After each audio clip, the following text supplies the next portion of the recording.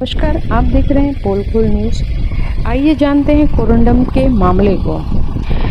बीजापुर विधायक विक्रम शाह मंडावी के द्वारा आज प्रेस वार्ता लेकर बताई गई कि किस तरह भोपालपट्टनम में अवैध रूप से कोरंडम खनन चला जा रहा है और ये कोरंडम खनन जो हो रहा है ये पिछले 30 साल पुराना केस है, क्योंकि ये 30 साल पहले नक्सलियों के द्वारा नक्सली के भय से ये खदान बंद हो चुका था और आज फिर से ये खदान कुछ दिनों पूर्व चालू हुआ और चालू होने के बाद ग्रामीणों ने विधायक को सूचना दी कि ये खदान चालू हो चुका है और यहाँ के कई सारे पेड़ काटे जा रहे हैं, मैदान साफ किया जा रहा है। इस तरह की सूचना पर कांग्रेस पार्टी के विधायक ने आज मोर्चा खोल दिया और वो पहुँचे भोपालपट्टनम में उन्होंने खदान स्थल पर पहुंचकर मुआयना किया और दिखाया और बताया भी कि किस तरह खदान में मनमानी चल रही है। वहीं और तथ्यों को अगर हम देखें और जानें तो इस मामले पे कई बातें सामने आती है। जैसे कि 30 साल पहले कोर्ट ने इस खदान को बंद कर दिया था, वहीं खदान मालिक ने 30 साल से कोर्ट में अपनी अर्जी लगा रखी थी और अलग अलग तरीके से लड़ते रहे। उन्हें 30 साल बाद न्याय मिला और राज्य सरकार से नहीं सुप्रीम कोर्ट से आदेश मिलने के बाद वो फिर एक बार खदान की ओर बढ़े और खदान को शुरू किया। कोरंडम खदान की खुदाई सफाई का काम धीरे धीरे चालू हुआ। वहीं भाजपा नेता संजय लुक्कड़ पर भी विधायक विक्रम शाह मंडावी के द्वारा आरोप लगाया गया कि उनकी शह पर ये काम हो रहा है। तो वहीं भाजपा नेता संजय लुक्कड़ ने कहा कि निराधार निरारूप मुझ पर आरोप लगाए जा रहे हैं, ये इस तरह एक विधायक को शोभा नहीं देता। विधायक को संपूर्ण जानकारी की आवश्यकता है। वहीं आज जिला प्रशासन खनिज अधिकारी के द्वारा भी अपने तरफ से बात बताई गई कि किस तरह 2 फरवरी 2011 के तहत Chhattisgarh mineral development corporation limited CMDC को बीजापुर तहसील भोपालपट्टनम को दिया गया है। ये मद्दड़ भोपालपट्टनम रेंज में आता है। कितना हेक्टेयर दिया गया खनिज विभाग के द्वारा, इसके पट्टे दिए गए संपूर्ण। मैं हूं नितिन रोकड़े।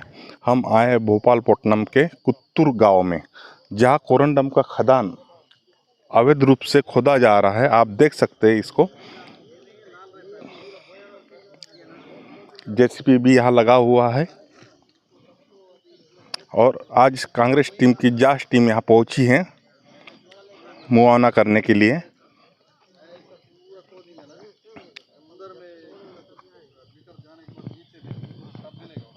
यहाँ पे ये पुराना खदान है। यहाँ पे ऐसे पत्थर भी यहाँ मिलके कई गहरी खुदाई करने के बाद में ऐसे पत्थर यहाँ मिलेंगे और मिलने के बाद में यहाँ कोरंडम का धंधा चालू होगा। और आप देख रहे कितने अवैध रूप से यहाँ जंगल कटा हुआ, बड़े बड़े पेड़ काट दिए गए हैं। हम कैमरामैन को बताएंगे थोड़ा पेड़ की तरफ। हाँ, आप देख सकते हैं इधर में भी, पीछे में भी।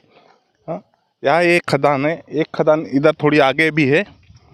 हाँ, आपको दिखा देते हैं अभी।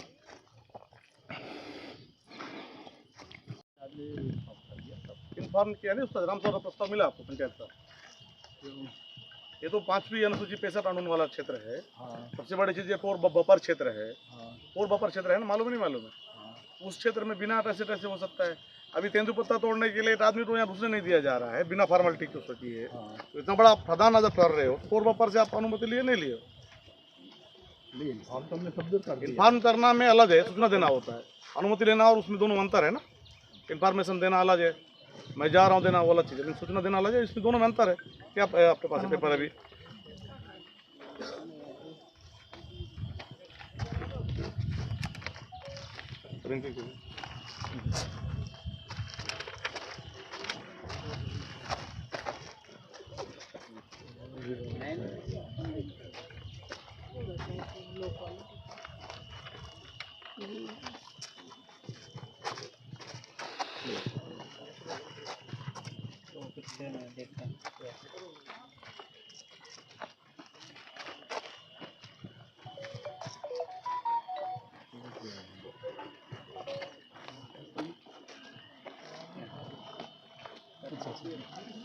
31/12/2024।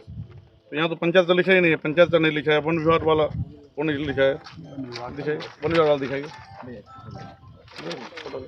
वन विभाग का दिखाइए।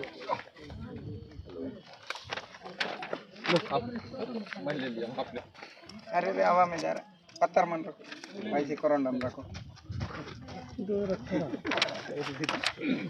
कितना जमा किए? 5 लाख।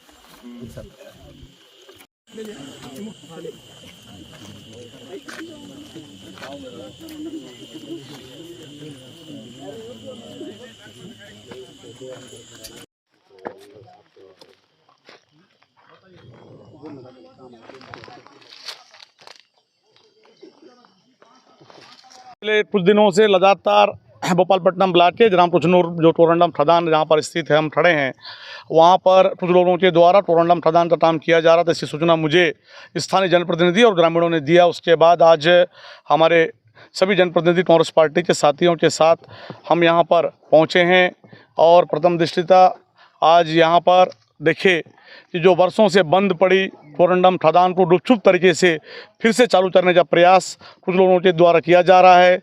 उपस्थित लोगों के जो लोग थे उनसे पूछने पर उन्होंने अपने आप को सीएमडी से जुड़ा हुआ होना बताया और किसी कैलाश चंद्र अग्रवाल रायपुर जो ठेकेदार का नाम वो बता रहे हैं कि उनके कहने पर हम यहाँ पर साफ़ सफाई कर रहे हैं।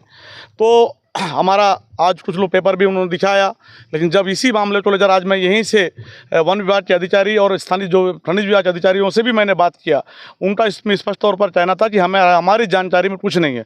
तो हमारा इस पूरे मामले को लेकर स्पष्ट आरोप है कि भाजपा सरकार के संरक्षण में भाजपा से जुड़े हुए लोगों के द्वारा ये टोरंडम खदान का माइनिंग का काम यहाँ पर किया जा रहा है।